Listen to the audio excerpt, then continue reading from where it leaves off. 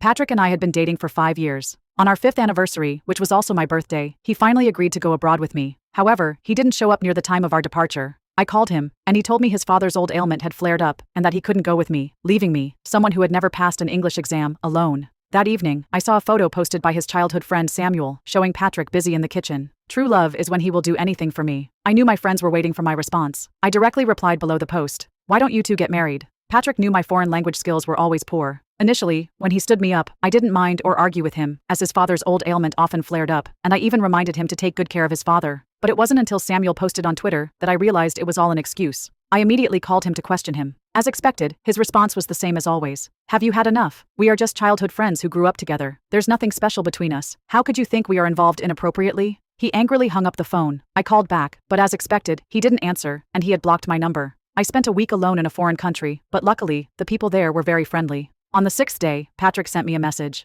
Are you coming back tomorrow? I'll pick you up at the airport. Looking at this conciliatory message, I wasn't as excited as I used to be. In our 5 years of dating, I had always been the one to take the initiative. Every time we argued, no matter who was at fault, I always sought reconciliation. Over time, it seemed he had gotten used to it. But he didn't know that this week's experience had made me rethink whether our relationship was worth continuing. I thought about it and replied, whatever, if you're not available, don't force it. Then I went for a beauty treatment and packed my things without paying attention to my phone. Before bed, the phone rang. It was Patrick. I answered, what's up? Why didn't you reply to my message? I was taken aback. Patrick had never actively contacted me before, so I didn't pay attention today either. I found an excuse. I was busy. Is there anything you need? I asked. Nothing. See you tomorrow. Okay, I replied perfunctorily. I knew he wouldn't come. The next day at the airport, as expected, Patrick was nowhere to be seen. To give him one last chance, I waited at the airport. But even as it got dark, he didn't show up. A taxi driver rolled down his window. Young lady, you've been waiting all afternoon. Are you still waiting for someone to pick you up? Don't wait. Soon there won't be any cars. Where to?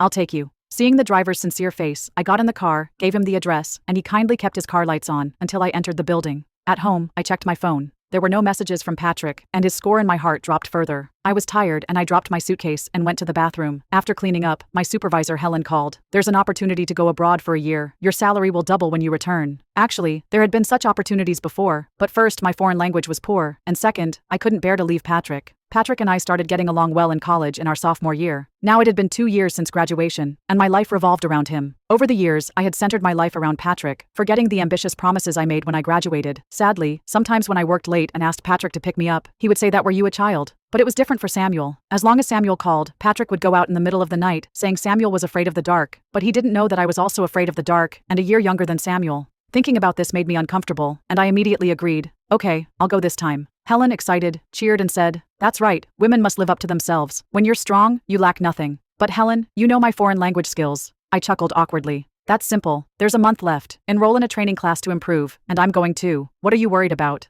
I acted quickly, signed up, and started practicing. But looking at those English words, I soon felt sleepy and fell asleep. In the middle of the night, I heard the door open. I rubbed my eyes and saw Patrick. Oh, you're back? Patrick looked at me strangely, and I wondered what I had done wrong this time. What's wrong? I finally asked, unable to stand his weird look. Valerie, what happened to your phone? I sent so many messages, and you didn't respond. I glanced at my phone. There were indeed a few messages, but it was late by then. Oh, I fell asleep, I said simply. Well, I didn't mean to not pick you up. Samuel suddenly felt unwell, and I had to. It's fine. I'm not a child. I can find my way home. Valerie, please don't be like this. I know you're upset. No, I'm not. I'm quite happy, not angry at all. Maybe I was too tired from the flight and fell asleep, I said as I got up and went to the bedroom. Valerie, say what's on your mind. Don't be like this. I don't buy it. Patrick frowned, clearly unhappy. Huh? Oh, you're overthinking. I'm really just tired. I opened the blanket. I need to rest. What about you? Are you going to sleep? Valerie, Patrick stammered, then slammed the door and left. I was speechless. And soon I understood why he was angry. He thought he was giving me face, and I wasn't appreciating it, which made him feel he was losing face. But his face meant nothing to me now. The next day, I yawned as I went downstairs and saw Patrick at home with a cake on the table. Is it your birthday? I asked.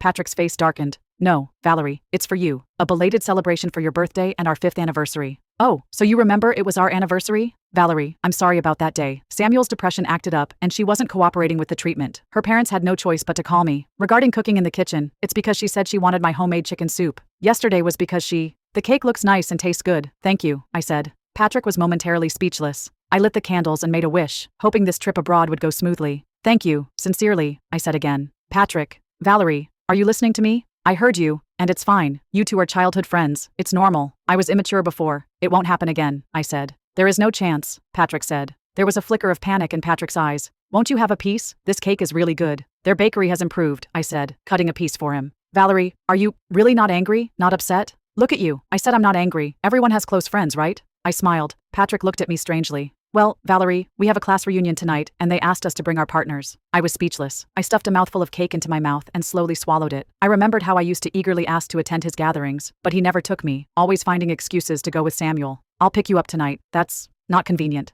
I have something tonight, I said. Is there something wrong with the company? I nodded. I wasn't going to tell him I had enrolled in a TOEFL class to avoid any more drama. It's fine and we can make it in time. No, I have a few projects and need to get data ready by tomorrow. I don't know how late I'll be working. Don't let me delay your reunion. And besides, I don't really like your circle, I said. Patrick couldn't believe I said that. I used to cling to him, eager to announce to the world that I was his girlfriend. But they're all bringing their girlfriends. If I don't finish, I won't get my bonus this month, I said, wiping my mouth with a napkin and getting up to change clothes. After a while, he said, in that case, I'll take Samuel. Don't. I was already upstairs. The sound of the door closing echoed. I was unmoved. My plan to go abroad was already set. When my best friend Tina found out, she took a day off work and traveled by train to see me. We went out for hot pot, and my phone rang. It was Samuel. We had a group chat, and Samuel posted pictures of her and Patrick at the reunion, even posting on Twitter with the caption, "Tonight is a class reunion for childhood friends, and we could only bring our girlfriends." I silently liked her post. Patrick also liked it. I sneered. Patrick never liked or commented on my posts. In the past, I would confronted him, demanding an explanation, or rush to the venue to declare that I was his girlfriend. But now, I found it pointless. I left the group chat and set Samuel's updates to invisible. What's up? Can't let go? Tina asked.